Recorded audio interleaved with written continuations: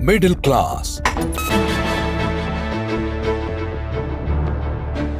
ये वो लोग हैं जिन्हें देश की रीढ़ की हड्डी तो कहा जाता है, लेकिन इसमें हमेशा दर्द होता था। आजादी के बाद देश की इकोनॉमी बढ़ाने में सबसे ज्यादा टैक्स मिडिल क्लास ही देता रहा। इनकी कमाई का लगभग आधा हिस्सा सरकारें टैक्स में काट लेती थीं। मिडिल क्लास खुद को अभागा मान रहा था। पहले की सरकारों का पूरा फोकस टैक्स से अपना खजाना भरने पर होता था और मिडिल क्लास को टैक्स में रत्ती भर राहत की उम्मीद नहीं होती थी।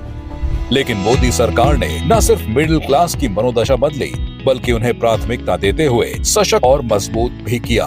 मोदी 3.0 सरकार के पहले बजट में वो हुआ जो आजाद भारत में कभी नहीं हुआ था। ये हर भारतीय के सपनों को पूरा करने वाला budget. I present the budget for 25-26. I am now happy to announce that there will be no income tax payable up to income of 12 lakh rupees.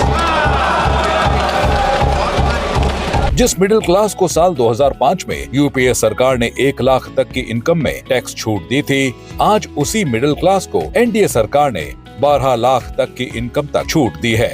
अब 12 लाख तक की आय तक कोई टैक्स नहीं है। 36 जीवन रक्षक औषधियों को मूल सीमा शुल्क BCD से पूर्ण छूट वाली औषधियों की सूची में शामिल किया गया। साथ ही मिडिल क्लास के सपने को पूरा करने के लिए स्वामी special window for affordable and mid income housing योजना के तहत 50,000 घरों का निर्माण पूरा हो चुका है। इस साल 40,000 और घर बनकर तैयार होंगे।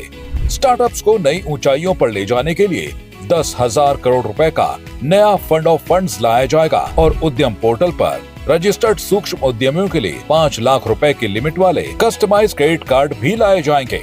मोदी सरकार ने 2025 के बजट में मिडिल क्लास को उनकी अपेक्षा से अधिक सौगातें दी हैं। अब मिडिल क्लास के पैसे से सरकार का खजाना नहीं, बल्कि उनकी खुद की जेबें भर रही है।